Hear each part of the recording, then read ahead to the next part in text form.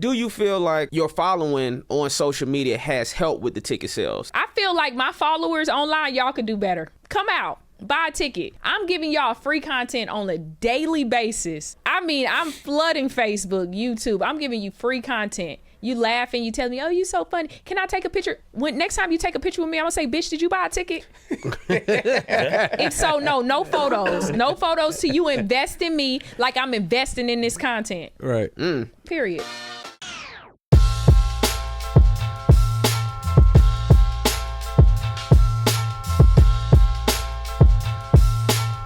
What up, y'all, man? Welcome to another episode of Killin. It's your boy, BT Kingsley. London Brown. Justin Hires. And we have an amazing special guest today. I'm not going to hold you. One of the best pens in the game, touring all over the country, social media monster. Movies is happening now, too. I saw some recently. A lot of TV, way too many credits to name. A friend of mine, one of the most honest and fair individuals I know in the whole business, man. One of the really I know, man. Daphnique Springs. Come on, somebody. Come on, man. Yeah, that was actually a great intro. Next time, take all the ums and uhs out of there. Okay? Yes, ma'am. Yeah, thank you. She on your ass already. Always. She gonna let you know what it is. We just did a show together in a garage. Oh, yeah, we did. We just did that Where garage. was this at? Who show? Marina Del Rey. That's where it don't match. When you say Marina Del Rey, you're like, oh, Marina Del Rey. And then you say a garage. I'm like, But it was what? a white person's garage, so that's equivalent to the size of a house. Okay, got you. Yeah. Got you. It was a very nice garage. Okay, it was a very nice They garage. moved the Lamborghinis out. They did, I think. They probably did. It was very nice. There was a cookout outside. It was like performing at a tailgate. But I told him, I was like, anyway, what you thought of that show? I thought the show was pretty cool. It's just that it wasn't enclosed. Yeah. I feel like whenever you have a show that's not enclosed, it's even harder to work in that room because it's so much outdoor noise, right?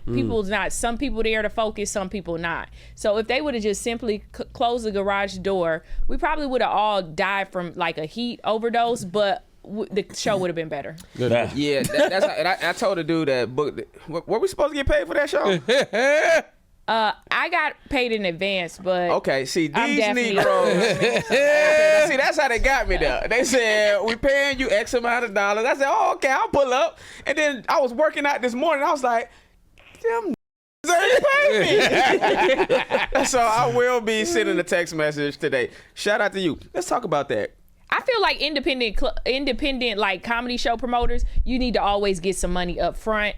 As much as possible, but at least a 50% deposit. But with comedy clubs, we don't get paid until after the end of the weekend or the night or whatever. Whenever the last show is, you get paid after that. I feel like we can trust them not to pay us, but independent people, I'm not trusting you to after the show. I've gotten screwed before. It's a brick and mortar. In Florida, my home state. Oh, wow. Yeah. In the club, I can come back to this address. Yeah. Yeah, I can shoot this up. The promoter, I'm shooting up somebody else's business because he only did business for one day and they don't even really know his real name. He just called, all things. That's all everybody know him as. You know what I mean? So. Yeah, they got me. But we gonna see. So, Daphnique, from Florida. Where you from in Florida? And how was I'm taking one of the London questions. Where you from in Florida and what was your upbringing like? I'm from Palm Beach County, Florida, which is South Florida. So you got Miami-Dade, you got Broward, and then you got Palm Beach County. So even though Palm Beach County to Miami could be like an hour and a half drive though. But grew up and I feel like I had a pretty decent childhood. Yeah. Especially you have any siblings? Yeah, I do. My dad has other kids. My mother doesn't. So, and I'm so much older than my dad's other kids that when I spend all the time, I have my father to myself. Oh. You see what I'm saying? Oh, wow. So it was like, after that, you grown, yeah. You move in life with. I'm assuming that your dad was present in your life and things were great. Absolutely. Yeah, I could feel your dad's love in your energy. Well, and my mother's love too. My parents. I realized that later in life because as you grow up and people share their stories, I grew up from a place of love where my parents loved me, they nurtured me, they took me places. I've experienced so much as a child. And then as I encounter other people, sometimes you have to just, you know, be more empathetic towards other people. Some people grew up on survival, where their parents was always working, or the mother was like, you ain't. And, you know, I didn't grow up like that. So if you notice, my energy is totally different. But I'm also not as friendly because I don't welcome in all types of energies, because I'm very big into energy. And some people just, their energy ain't right. It's not clean. It's not clear.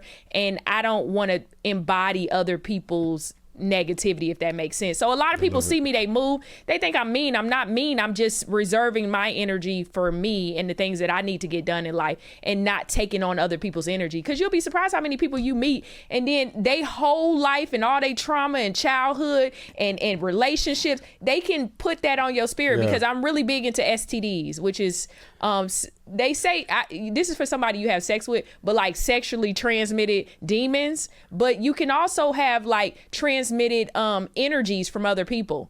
All it takes is for one person. Energy is transferable. Gotcha.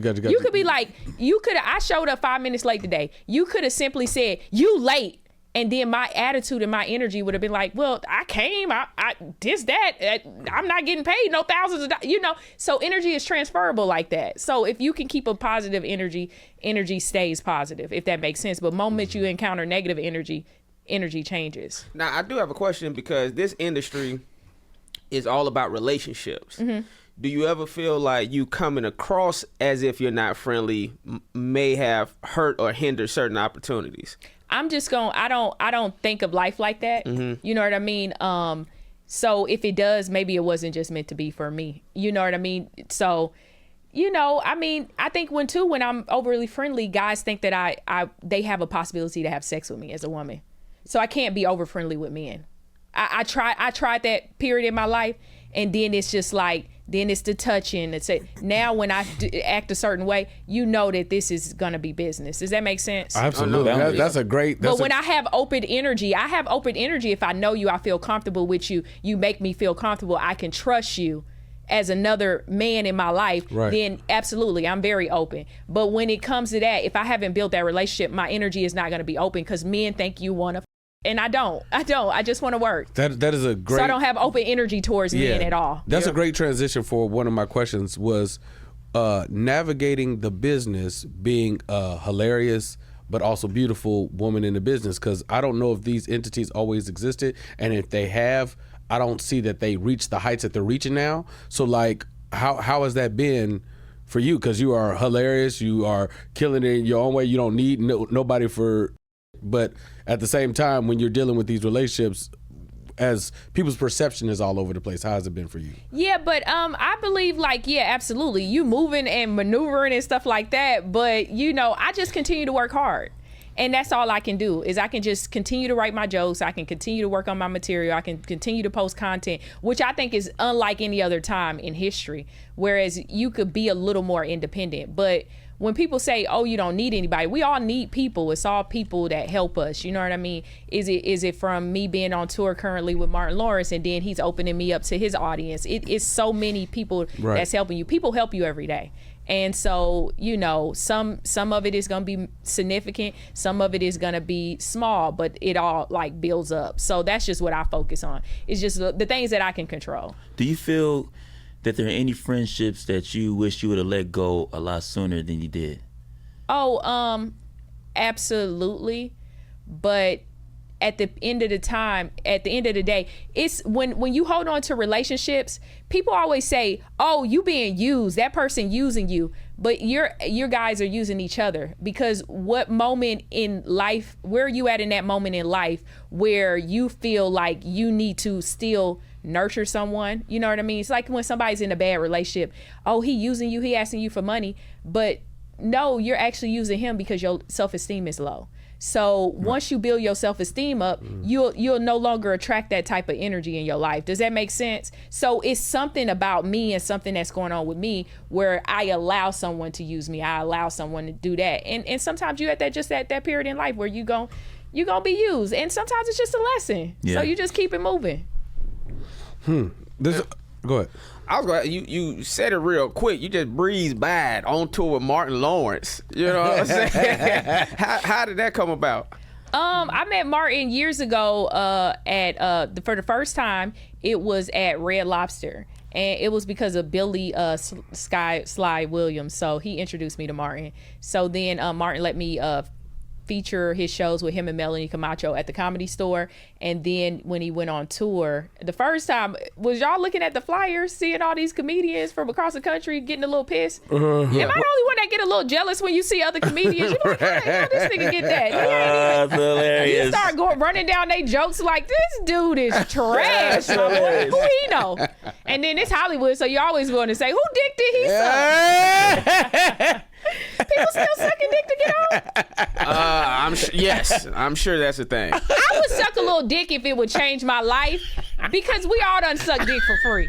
So I would do it if it changed my life. The only reason I don't is because I have a fear that if I did do it, I still be stagnant. You see what I'm saying? Right. But if it was like signed blood contract with the Illuminati and they pierced my finger and I could blood contract, they say, you suck this dick right now, you are gonna be the female version of Kevin Hart. I'll do it. The only reason I don't do it is because it's no paperwork. I'm not sucking dick with no paperwork.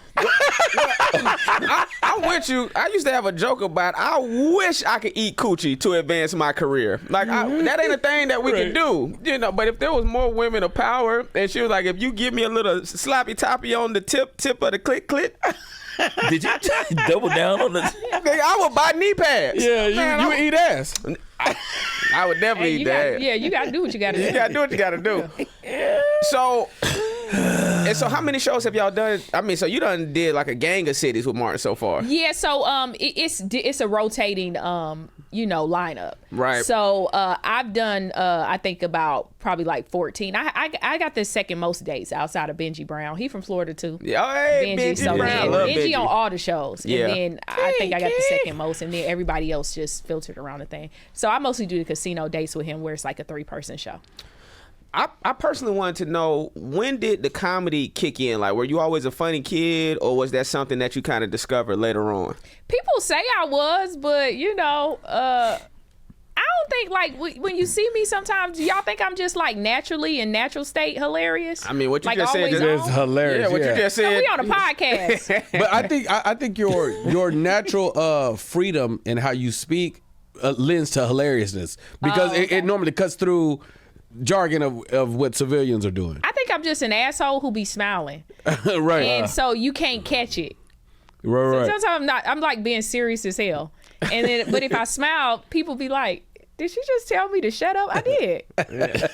Shut up. That's some true shit. I mean, that's what Chris Rock do. You know, Yeah. that's what I do. I'm an asshole and I just cheese. Yeah, I had that sometimes too. I come off as lovable though, but if somebody told you they had some bullshit with me, they probably did. Like a lovable asshole. Yeah. And then BT mean as hell. I was like, what? It's like, yeah. Depends. It depends on who the person is. Okay. But that's why I'm with you as far as like protecting your energy and your essence, because you're like an empath. It's like you take all that on when you're around everybody. It's heavy. Yeah. Other people's drama is heavy. How was you made one of the bold swings that I've seen comics make, where you were in LA, things were moving well, and then you said, nope, I'm going to New York for a little bit. Took a huge money loss. Yeah. How was that? How did you feel like it impacted you comedy-wise, career-wise, all that good stuff? So I just felt like somebody told me, which was, I remember one night, Dave Chappelle, I happened to have the pleasure to speak with him one-on-one. I mean, other people were around, but he said, if you want to be a great comic, every comic should at least do 2 years in New York. And so I thought about it, and then I hit up Keith Robertson. He's like the godfather of comedy. I said, hey, Keith, can you get me an audition at the Cellar? And he said, yeah, I got you. So I sent him a tape. He was like, make this change. Send him another tape. And that's another thing, getting on stuff. A lot of comics, y'all be wasting time. If people be like, I've had people say, could you get me in this? I'll be like, send me a tape. And it's been 4 years and I still ain't never got the tape. Right. I don't know if it's imposter syndrome where they think it got to be perfect or what. But so I think a lot of people just irresponsible. Also. That's what it is too. So once I got passed at the Comedy Cellar in September, I believe 2021, November I moved there because I said if I got into that club, I can get into the rest of them. So then I became like a regular at the Comedy Cellar. They do 84 shows a week. And then the Stand and New York Comedy Club has 2 locations. And the Stand actually has 2 rooms. So I was doing anywhere from 60 to, I remember the highest was like 76 shows in a month. Okay, whoa. And so that helped you with just being ready for anything because it's just like the gym. When you, okay, wait. So getting past at the Cellar, when you're on this process, you submit the tape, they say, okay, we'll see her, you go in. No, Keith got the audition. You got to have somebody to get you the audition. Can we go to, how did you and Keith connect? Okay, so Keith, here's a misconception that I want to clear up. Because people thought Keith probably just helped me because I was cute or whatever they thought I was. You know what I'm saying? Not saying I'm cute, but look at me. You're hilarious. No, but what I want to say is I think that was a misconception, and I heard about it from somebody else who told me what people thought that I had just met Keith. So where I met Keith Robertson was in 2012. Kevin Hart used to do these weekends called the Kevin Hart Weekend in Las Vegas at the Cosmopolitan Casino. I was there that night and we got backstage or whatever and we was hanging out. I remember some of the people I remember being on the show was Lil Rel, Keith Robertson, I believe Dion Cole, and then Kevin Hart was hosting it. He was bringing up some friends, and then we saw Drake perform and all of this other stuff at the pool party. It used to be these huge weekends, and we got back there, and I met Keith and exchanged numbers with Keith. Over those years, me and Keith always talked on the phone on a consistent basis. That's my friend, So meeting somebody 2012, it's 2020. When I moved there, it was 2021. I'd already been friends with him for 9 years. Oh, wow. The first time I ever went to New York, I'd never been to New York. I came with Keith and he took me around to the comedy clubs, got me on a couple of shows and stuff like that. So I had already built a relationship. People in New York thought that I had kind of just moved out there, met Keith, and Keith tried to put me on, and that was not the truth. It was a long-lasting relationship, just like you talked about relationships. We both Scorpios. We got a lot in common. Me and Keith can talk for hours. That's our relationship. That's my friend. You know what I mean? Gotcha. I check on him. He checks on me. He's always helping me with certain things like that. And that's the relationship that we had. So he got me the audition at the Cellar. And then so once I got past, it was yeah. But when you get the audition, how many is it? One audition, or do you have to keep going back? No, it's one audition. Esty still does the auditions. It's pass or fail. One time.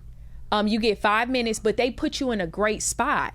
The host is hosting. It ain't the next comedian coming up. You ain't getting no dry host. You know what I mean? Usually you getting John the host. I mean, he's a brilliant host. Yeah. He's coming in with top energy. They gonna put you in a sold out crowd. You ain't gonna be around in the room where it's 5 or 10 people in, and you're in the main room there. You know what I mean? The one that the original room, which is the Comedy Cellar room. So, and it's sold out. If you fail, you fail. They don't bring you up as this person's auditioning so the crowd could be weird. They just bringing you up. The next comedian coming to the stage, you go up there, do 5 minutes, she sit in the back, you pass or you fail. That's it. It's very perfect. It's the best audition you can ever have. Because we have all had really horrible auditions. You be like, I could have did better, but I mean, you had 5 people in this bitch. Yeah. Like, how was I supposed to survive? Comedy store. And they all look pissed that they had to wear what they had to wear to come to this bullshit because it ain't no other people here. Laughing is transferable. Y'all believe that? Oh, absolutely. Yeah. Absolutely. Put you at a weak spot, 5 people in there, you going 15th after 12. Yeah. It's interesting because sometimes you would think people would we realize as we move forward that everybody don't want you to win. I always felt like with some of these comedy clubs, it felt like, or to me it seems like they would treat every comic on some sort of level of respect, or at least at the very least just professional, because you just never know who's going to take off. And so if you treat everybody cool, then everything is cool. But sometimes I think sometimes we do give these clubs more power than we should, because especially when you first coming out or whatever, you trying to get you a spot, so you be like, please pick me energy. But at the same time, like, I don't feel like the clubs are I feel like the comics make up the clubs, but that's just me. I don't know. Yeah. But it's just nice to know that there's some spots that do set you up to win, because so many people don't set you up to win. So when he finally do, it's like, all right, well, that's what's supposed to happen. Right. Supposed to get out. Right. But you know what you just said, the comics make up the clubs. And I agree with that to a certain point, right? Because people, I think comics are so busy being artists, they're not thinking about all the other business aspects that it takes to run a business. And those aspects are, you know, you got the cooks in the kitchen. You got to worry about them if they call off, if one of them sick, if one of them getting into it with the next one. You got the wait staff you have to worry about. If they call off, or they arguing in the back over whose section this is, if somebody walked out on their tab. It's so many that we don't know of as the artists. It's so many fires people have to pull out. They got to do payroll. They got to do scheduling. They have to do, promotions of the club, email lists, graphics. Yeah, whoever it's at the so door, much at this yeah. club, and I think people fail to realize that, and then we kind of go in this mindset, well, we're the artists and we're the most important thing, but this is still a business that needs to be ran at a certain level, and it's so much other stuff that's going on. Now, I do like it when clubs have designated bookers, right? Mm-hmm. So then that's that person's only job. So when that's your only job, I do feel like you need to be nicer and set up comedians in different position, because it's just like, that's your only job, bro. You don't have to do scheduling. You don't got to worry about the cooks. You don't got to worry about this. But when some club owners do have to worry about everything, it's a lot. It could be heavy. Are you headlining clubs on your own yet? Yeah. So You ain't do no research? I mean, I just want Come on, where's Shannon Sharp at? I want the people to know. But I asked that because you had reference touring with Martin. So that's why I asked that. And I toured with Kat, but I still do my own dates. So I actually headline improvs around the country. Like I got Huntsville, Levity Live coming up. I've done Arlington Improv headline weekends, Punchline, anything you can think of, I'm headlining. So my question was, how do you feel about clubs when it comes to them promoting you? Or do you feel like they're not doing it anymore? Yeah. And they putting everything on me. And what people don't understand, we have an algorithm. Do you ever post your flyer and then you get this notification that said this is paid promotion? And so they're actually suppressing your flyer. So if even if you do get 300 likes, that don't mean the 300 people in that city saw it. It could be 300 people, 100 people in Texas. I'm not going to Texas. You see what I'm saying? I'm going to D.C. 50 people in New York, 10 people in Chicago saw the post. They're suppressing your post. So if you don't pay, I always pay for ads on the back end. But I do feel like I miss when comedy clubs would have you do radio. They would have you do the news. They would post you prior to you getting there. I feel like they don't do their promotions until that Monday after the last artist left. So now they only have 4 days to really promote you. Because if you get in there on a Thursday, they start Monday. And it depends on what time they start Monday. If they start midday, they done already lost majority of the day. So really you only count Tuesday, Wednesday, Thursday, that 3 days of promotion that you're getting from the club. Right. And then they sending out an email list, and you're not sending out an email list to say, hey guys, come see Daphnique Springs. You saying, hey guys, come see Brandon Kingsley, come see London Brown, come see Justin Hires, come see Daphnique Springs. And it's like, now you done flooded me. You're burying me with so many other comics. And I just feel like, I think that if they got back to their original style of promotion, that the clubs would do better. And sometimes it's like, me as the headliner, why you want me to show up here and the numbers are down? Like we should all be working together. Yeah. No, I agree 1,000%. That's why I asked that question, because I know you popping on social media. And I don't sell out. So I'm not the Nate Jacksons and the Matt Wright. You know what I mean? But I mean, that's the goal. I do think I will sell out one day. But it's very hard. It's very hard. What up, man? It's your boy BT Kingsley, man. Killin the Pod is here. Been a great time, man. Subscribe to the page. You here? Press that button. But do you feel like your following on social media has helped with the ticket sales? Like, have you seen like it's a pretty decent turnout, or do you feel like it's? I feel like my followers online, y'all could do better. Y'all could do better. You could do way better. Come out. Buy a ticket. I'm giving y'all free content on a daily basis. I mean, I'm flooding Facebook, YouTube. I'm giving you free content. You laugh and you tell me, oh, you so funny. Can I take a picture? When next time you take a picture with me, I'm gonna say, bitch, did you buy a ticket? If so, no photos. No photos till you invest in me like I'm investing in this content. Right. Period. Period. BT, what you got? Okay, I done turned Justin gay. I'm trying to make it out here. I'm listening to the words of Corey Holcomb. Go ahead, go. Just remember, if you suck a dick, get a contract. Yes, blood on baby. Go boy. I am married to a woman and I only like vagina. I gotta make that clear. Go get it out of character. Yeah. All right. When what makes you so giving with information? I remember you were one of the first people to ever have the conversation with me about like the social media and as it was climbing, and you literally was like, you showed me the numbers. Blueprint. Yeah, you gave me the blueprint. You showed me the numbers. You were literally like, we was at this house me and Nate had. You would literally just logged into the computer like, this is what I did last month. This is what I did today from Walmart. I give you the blueprint. Right. And the reason why I do that is because what people don't know about me, a lot of people may not know, I'm very pro-black. I grew up Nation of Islam. And Nation of Islam taught me that, with growing up that in a father like that, who was like militant, is that we as black people, white people are always 2 steps ahead of us. So in order for us to even compete, we need to be 3 steps ahead. And what causes us not to be there is the lack of information. So if I give you information, then you could take that to another level. I'm helping you as a black person. I don't have to go out to a charity and give $10,000. I can just help you. If I help you make money, then that maybe help your mother, maybe that'll help your kids, maybe that'll help. You see what I'm saying? Right. I'm helping. I'm giving back to the world. And it's just information. And you know who taught me, who told me that? It was a white comic. Is it Jeff Dorr? Anywho, he told me that information is like the sun. It's 8 billion people on this earth. Everybody can go outside and enjoy the sun. And you enjoying the sun doesn't take away from me enjoying the sun. And then I just thought about that even though I was always helping people, but I was just like, that make more sense. It's certain people I've helped and they've surpassed me, in numbers or stuff like that, or making more money. But it's okay. You know what I mean? That was just their journey. You get what I'm saying? But I believe we should just all help each other. Because we all know comics, you ask them a question, how you get that audition? How you get on that show? And they be like, oh, because I'm funny. And it's just like, then you see them 5 years later. Somebody very specific popped into your head.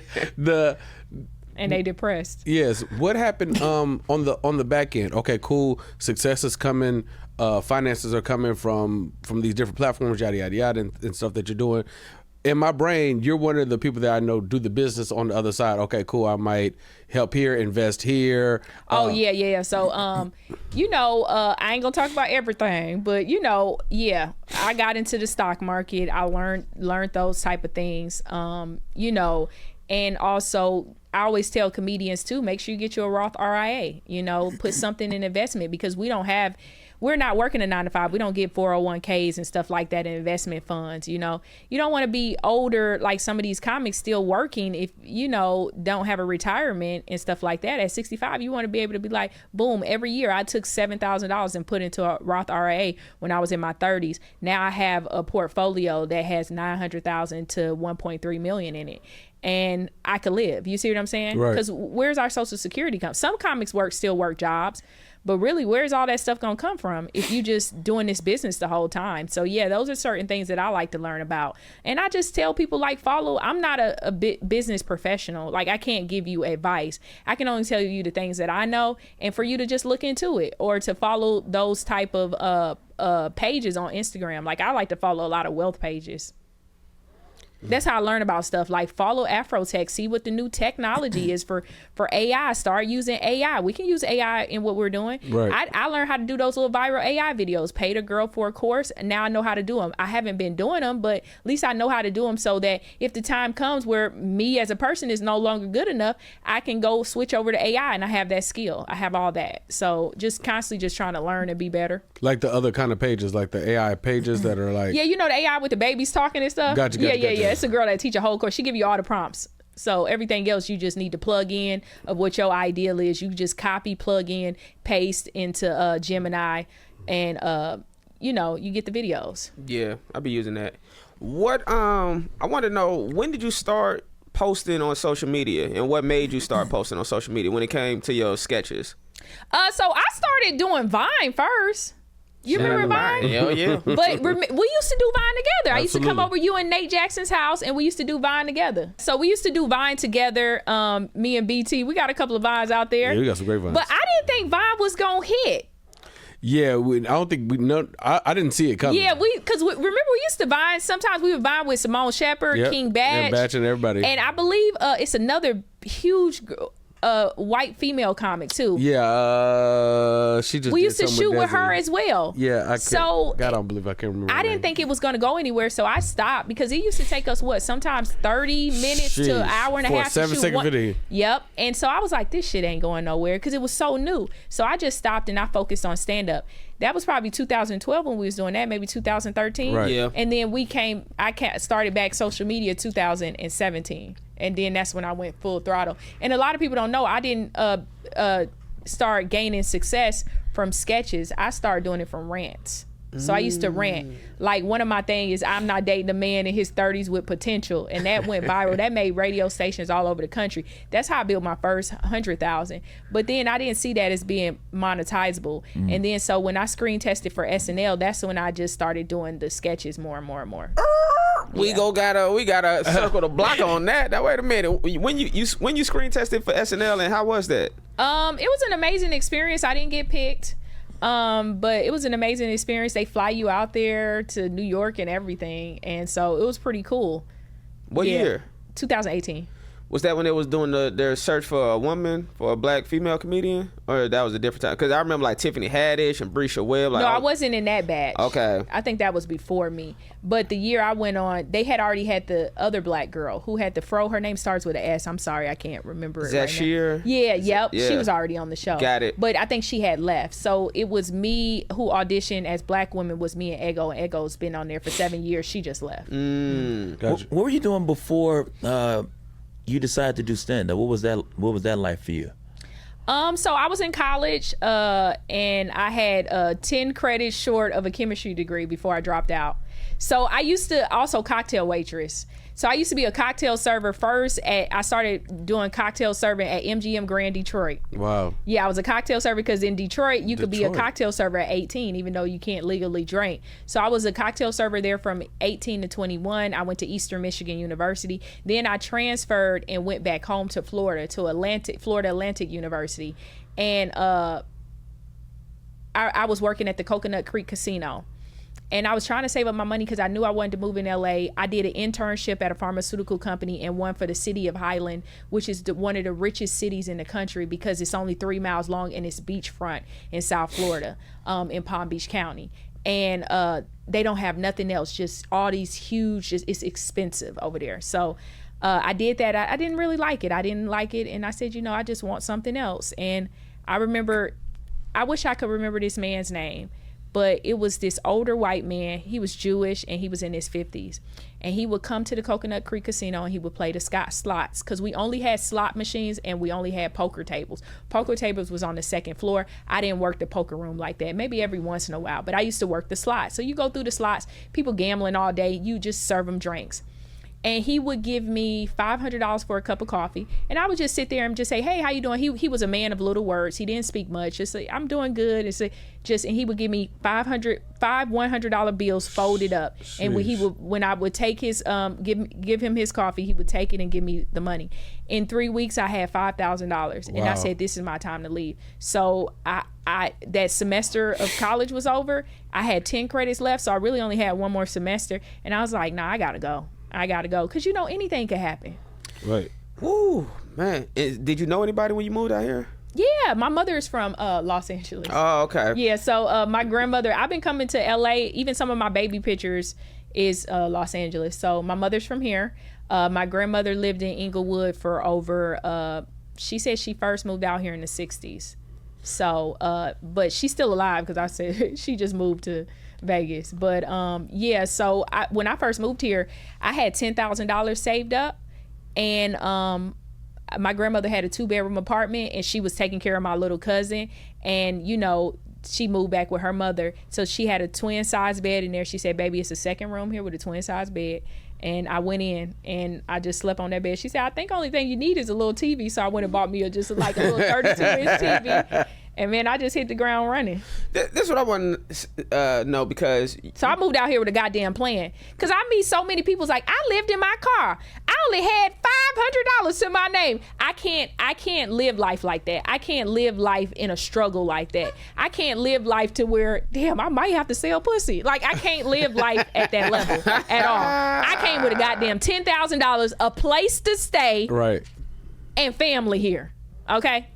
So you was getting a chemistry degree, right? That shows your intellect. In relationships, do you ever feel like men are intimidated by your intellect?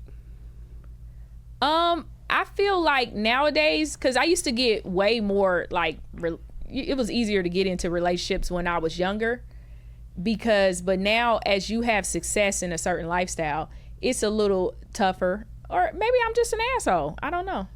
I'm just not gonna deal with your bullshit and red flags.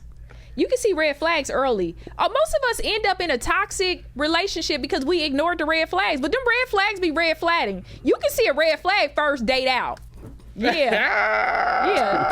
That's how they waving. Next thing you know, 5 years later, you be like, I hate this motherfucker. Why am I in jail? Right. You know, but you saw them red flags that would have led you to the outcome that you have years ago, but we ignore them. I do want to ask you this question, since you know, in your stand-up, you say you're crazy.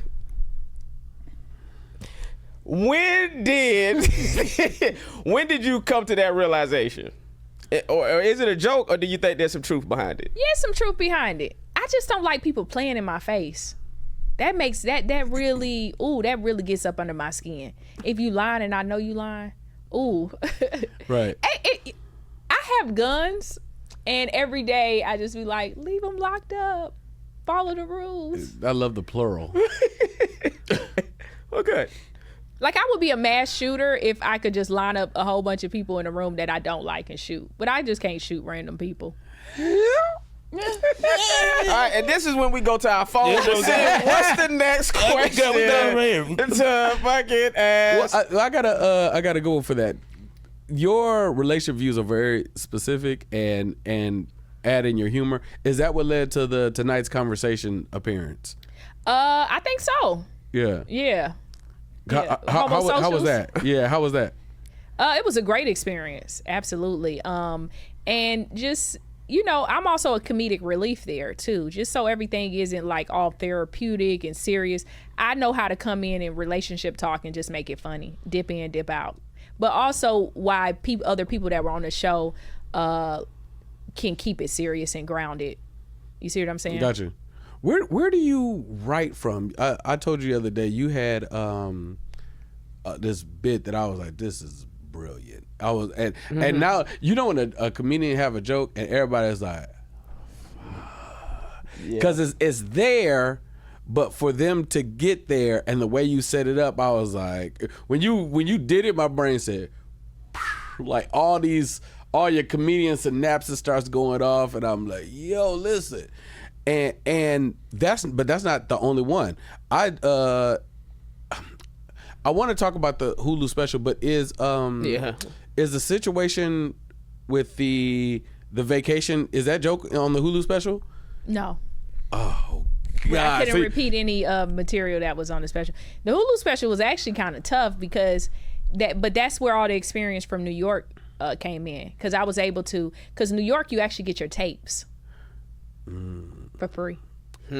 So when you leave the club, you can get your tape. The same as the Comedy and Magic Club here in Hermosa, or the Laugh Factory. A lot of people don't know Long Beach. If you just bring a UCB thing, they'll give you your I literally just learned that at the show. Yeah, a lot of people don't know that. All you gotta do is go up right before you go on stage, like, here you go, this UCB, and then he'll stick it in there and record your whole set on there. He gave me my wrong footage, by the way. What'd you give me? At some was it at least another Darren black Carter. person? He gave me footage of Darren Carter. Wow, that's totally opposite. Party starter. Yeah. The party starter. Yeah, but he gave BT his correct footage. Anyways, I'm listening. So okay, we was talking about What did you do? What am I missing? Because you're saying you put the material somewhere else before Hulu. So what I did was I had to go back and watch a whole bunch of videos that I had did in New York and start pulling material because they want to see the 30 minutes before you shoot the 30 minutes. You can't just show up like, I got y'all bitches. Yeah. They got to see it. So what I did was take all these clips and pieced it together and made a 30-minute special. And then that was it. But that was the work that I had done in New York because every day I was trying, different days I was trying. You stick to your same material because that's how you get it better. Right. But I had dropped a YouTube special and I couldn't do anything that was on the YouTube special in the actual Hulu special. Is that what made it difficult? Is that what made it difficult? Basically, like the material that you couldn't do, or was it the crowd in the room that night? Like what made it difficult, that Hulu special? What made it difficult was actually just piecing together all that information. You have to watch a whole bunch of tapes. You have to go back, remember jokes that I might have did one-offs, but it was like something good there, but I just never focused on that joke. So then I have to take that and then I piece it all together I saw a 30-minute special. They was like, oh, this is good. And I'm like, yeah. And I felt like it was from all that work that I did in New York because I don't think you're able to achieve that type of greatness here in Los Angeles. It's just not enough rooms. And it's so cliquish. And then if you're not in at the Comedy Store, it don't seem like you'll be in at the Laugh Factory, where I was in at 3 major clubs. And then some nights I'm doing 5 sets. Yeah, that's true. I mean, even me, I feel like I don't get in at one particular club because I'm always at another club. Yeah, they so happen to be on the same street. They clickers like they just because they all on some set. But so I was talking about your writing process, but then we got into the Hulu special and the special. So is that the bit, the traveling bit? Is that the vacation bit? That's a YouTube. That's on the YouTube. Mm-hmm. Okay, so I didn't want to spoil this joke, but the vacation bit I always thought was hilarious. The setup, the through line of how you're working it. How do you write? Where does everything come from? What's your process? So my process is my process, and y'all focus on y'all's. Mm-hmm. Yeah, you ain't gonna tell them. Jeez Louise. No. I don't write jokes down. I don't write jokes. I will give you these because I feel like people want to steal your process. Yeah. Shit, look at y'all. Look at it. But they can't steal. You had your phone ready. But listen, they can't. No. Let me clarify. I'm glad you brought it up. You got your own No, but process. just so that you understand what's going on, so we can be clear. Throughout our lax style of this, sometimes what we do is if we have a guest and they say something that actually is noteworthy of, we say, okay, cool. So what I'll do, because these guys that makes sense. are I'm just teasing. So, but just so the fans and everybody else know, we'll be like, yo, that's something dope. So let's make sure we got that, Justin. That's a dope clip. Right. Boom, boom, boom. So I want you to feel disrespected. Yeah. We just move I in. just be. You know my personality. Yeah, no. Yeah, but I think you don't know. I'll make sure that we like, man, she just clapping and slapping these niggas up. Like, nah, nigga, we being cool with it. We cool. We letting her get her shine and then get her looks. But she ain't running. She ain't telling us what to do. Right. No, it's good. It's all love. It's all love. No, but one thing I like to do too is I record every single set. Don't listen to it, but every time I go on stage, I hit that voice memo and I record my sets.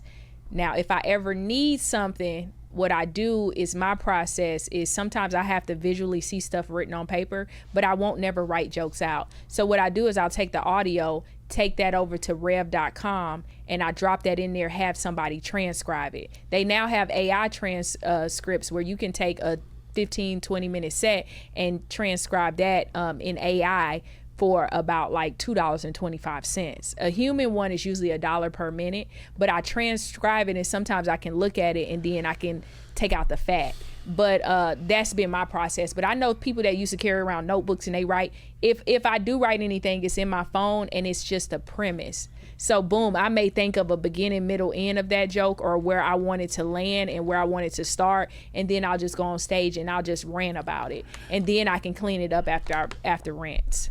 That's dope. No. What else you got? Does this feel like you're doing this thing? You're doing it in real time right now. Mm-hmm.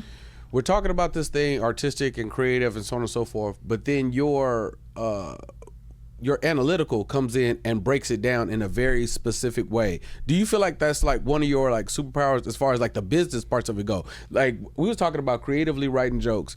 You're doing it like Justin called one the other day. He's like, you just switch past it, but it's like when you do them, they come out like this. It's like, oh yeah, and then I did this and the AI, and it was $2.14, and I budgeted it. It was like, wait, what, nigga? Like, does that feel like one of your superpowers as far as like the business goes?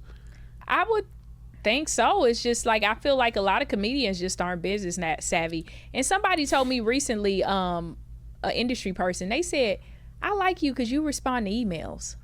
So many comedians are missing opportunities. They just don't respond to emails. Right. So I just believe in treating this like a business. I think a lot of comedians, male comedians, they're more moved by fame and sleeping with women, that they're not moved by the business side of it. They don't focus on that, because people that are business, we all know them to be very successful. They're very business analytical as well as creative.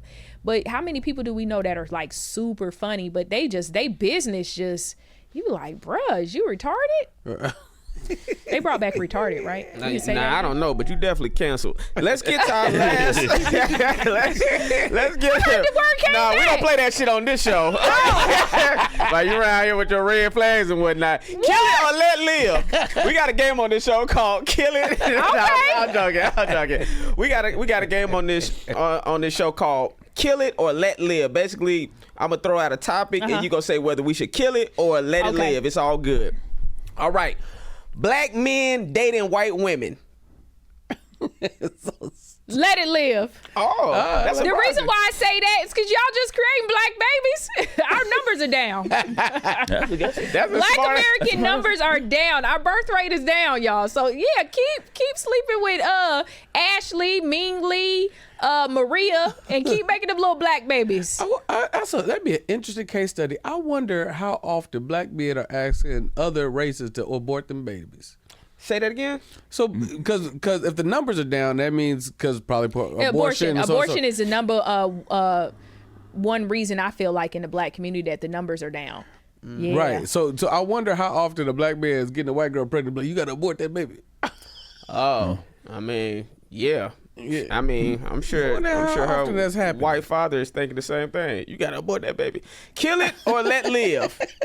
A guy sends you home in an Uber immediately after y'all had sex. I'm killing him. Okay, there you go. The guns. Plus, I don't really mess with Ubers. If you bring me somewhere, you gonna take me back, or we gonna tear some shit up. Okay. Kill it or let live. White women wearing cornrows. Kill it. Cause they hair don't really hold well with cornrows. That shit look messy. It looked like Jim Jones hair after one day. It looked like they took a brush and just brushed the Bro, braids. Jim always fuzzy, bro. Yeah. He come out the braid shop fuzzy. Like, bro, what happened, man? Okay. Kill it or let live. Passing gas in front of your boyfriend. Let it live. If I gotta go. You know what I mean? I remember me and my ex-boyfriend, we had this thing where he'd be like, oh, was that a ghost again? Because I used to be like, we got ghosts in here. And the ghost was farting. And it was me. That is, I can fart right now. You know what's funny? In my brain, I say, she a leg upper. If you fart is one thing. If you leg no, up. I'm a cheek spreader. Oh, God. Sometimes you just got to grab one cheek and pull it to the side. That shit, Hell it no. feels amazing. I don't know. I ain't never seen that one. Okay, here you go. Kill it or let live. A guy flies you out to a tropical island. No, it ain't you. This is just a woman in general. Kill it or let live. A guy flies a woman out to a tropical island, but she don't give him any ass. I say let it live. I'm not required to give you no ass just because you took me on vacation. Yeah. Shout out. But I'm going to give you some ass because you took me on vacation. Hey, that's the queen we brought here. That's our queen. I just don't want you to expect it. You better not have no condoms. You better have to go buy some. All right, this is my last one. Kill it or let live. Dating a millionaire, but he's always wearing dirty shoes. That sounds like every white person I know. You know what I mean? I wouldn't care about that. Shoot. Clearly he walking. He going everywhere. It ain't Walking like to the being in bank. a wheelchair with dirty shoes. That's crazy. So what out of the platforms that you're on, because you dominate a lot of them, which one has been your favorite, or do you feel like it's been the most? In my brain is Facebook, but I had to Facebook. ask. Yeah, I'm 5.4 million over there. I just wish that those numbers would reflect to Instagram. So I'm so I the could be same out of way. here. I'm more popping on Facebook than I am Yeah. on IG. Yeah. And so, what did you feel about like the TikTok or the other ones? Do you feel like is there another one you would want to? TikTok is just like, I love it Or too, YouTube. but it's a lot of dancing on there. It seems like the dancing overshadow any other talent. You know what I mean? And they all doing the same little move. I treat you well. Yeah, you know what I mean? Gotcha. So. But you remember, TikTok used to be Musically. Absolutely. Remember that? Yeah, So I it remember started that. off as a music thing. So it makes sense that the #1 creator sometimes on there seem to be music kids, dancing kids. And now TikTok done turned into QVC. They just selling shit. You know how much stuff I done bought on TikTok? Gary. And I don't even be wanting to buy stuff. Yeah, that's what Gary Vee said. He said that's actually the new like come up is selling stuff live on things like that on TikTok. He said if you really trying to make some bread, that's what you need to be doing. Well, let me ask this: what do you want? Like, what does it look like for you if you could have? It's normally the last question I ask, but I wanted to flesh it out more with you. What if you have it the way that you want it? What does it look like? I'm the biggest comedian in the world, right? This is so you want. I think you always aim for the highest. And if you fall somewhere short, then you just fell a little short. TV's, But, yeah. film, all that stuff. TV, film, everything. TV, film, hosting SNL, hosting award shows, just a big entity, and that's just what it is. And then I want to do that for about 10 years, and then just probably go buy a farm. All right. Are you writing any scripts like TV and Oh, film we got scripts? scripts. Yeah. Okay. I love. We got scripts. That's a team. Yeah. That's a team. Yeah. Sketch wise, when you're doing the sketch, is that a different writing muscle than how you write stand up? Okay, so I done got some comments, just a couple of haters in the comments, but back in the day, here's it's a new trend. People got to understand, you got to stay ahead of the game. You got to stay what's going on now, current. You see what I'm saying? So back in the day, I used to think of all original ideas. So I would write a premise, and then I would come up with a beginning, middle, end. I'll tell you where we need to hit in the middle, where we need to end at, and then we would just improv in between that. So boom, I never wrote scripts. I know some creators do write little scripts out and they've handed them to me, but I don't do that. I find somebody that can improv, and if you don't hit, we cut. I'm gonna tell you, boom, just switch this up, change this here, we're gonna end back here, make sure you say the same line. We'll rewatch the video, boom. If you don't remember what you said, we gonna replay it so you can see what you said. That's it. That's how I do it. Nowadays, I don't do original content as much. Every once in a while, it's my original idea.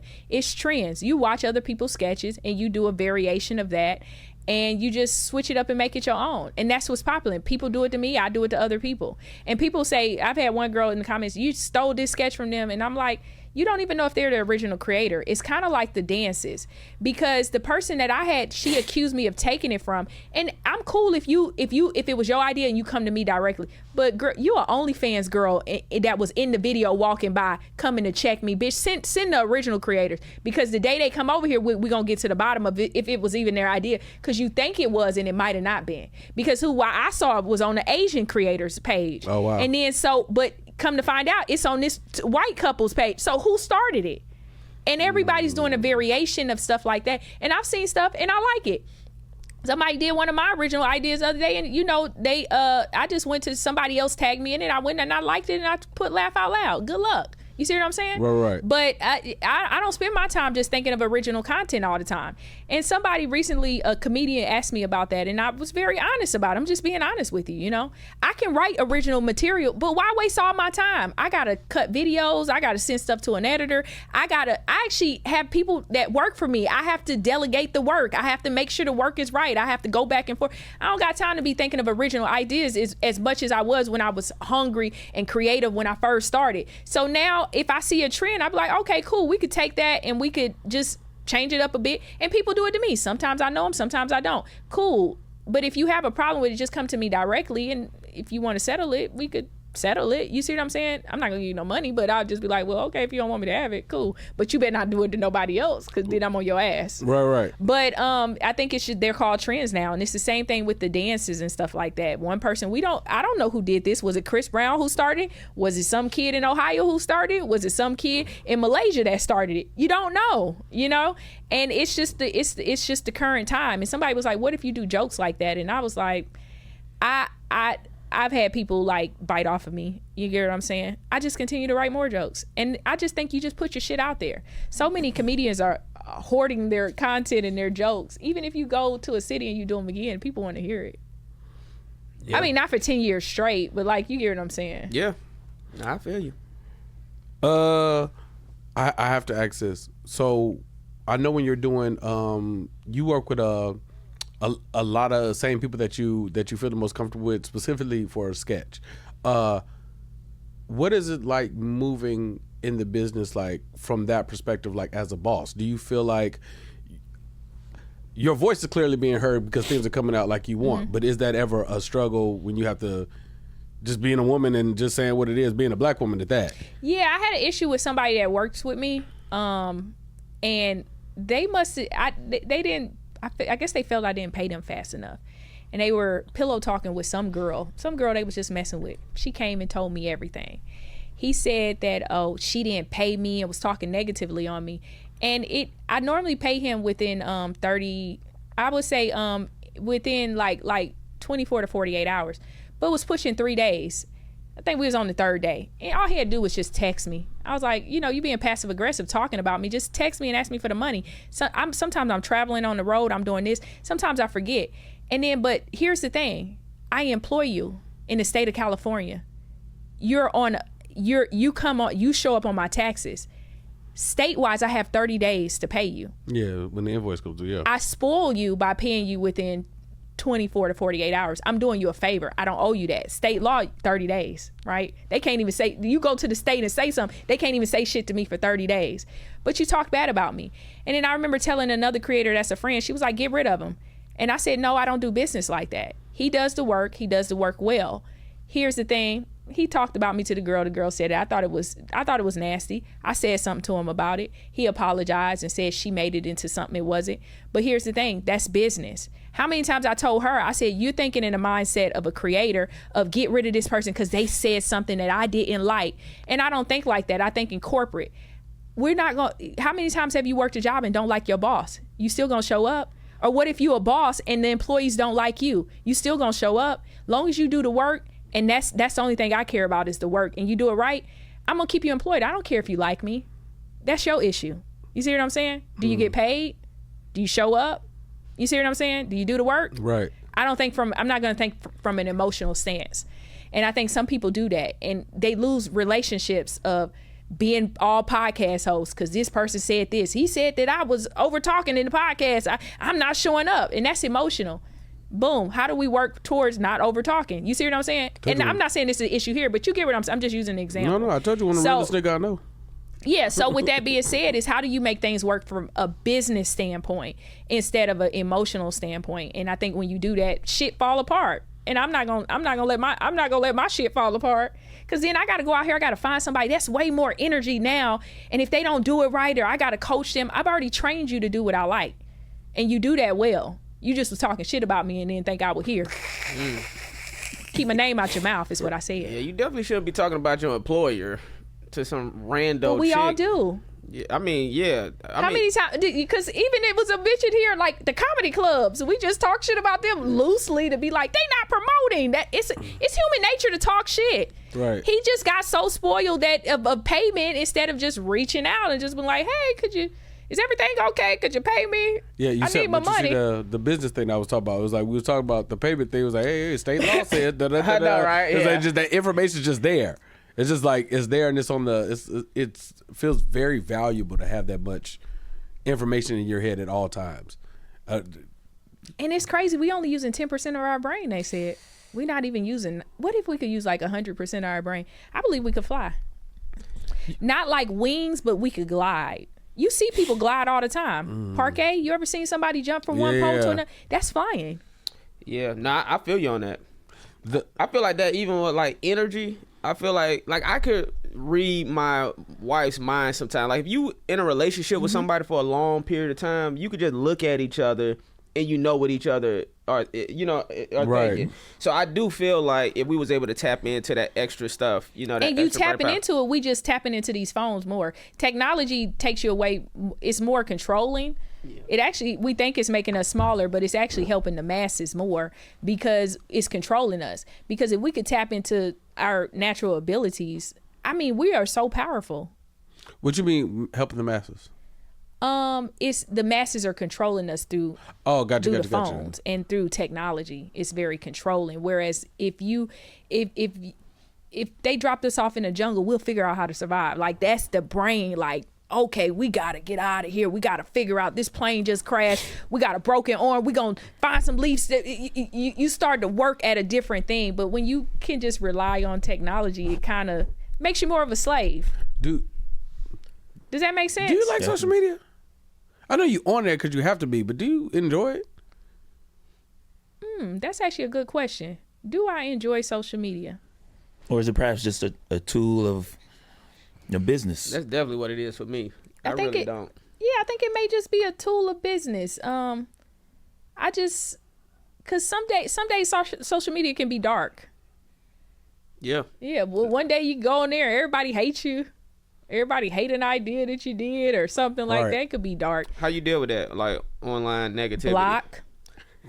Bitch, you blocked. And if I could block your mama too, if she on your page, I'll block that bitch. I'll block your wife. I'll block your ugly ass kids. Everybody blocked. Leave me alone. Okay? If you don't like something, all it takes is for sometimes just people to say one little thing, your ass is blocked. Why you want to see me? Why you keep cutting your wrist? Some people, I let them slide one time. I see they'll come to another video and write another negative comment. I'm saying, why are you cutting your wrist? Stop cutting your wrist to my content. If you don't like it, you're like, I don't like this bitch.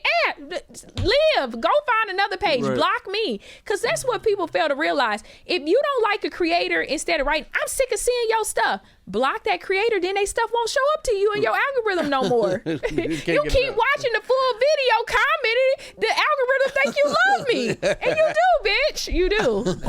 Yeah, I mean, I always say haters are just envious fans. That's all it is. I like that. Yeah. What's the bar?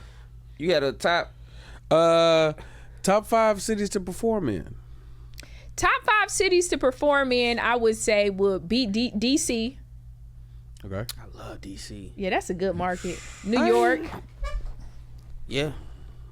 Where do people love me?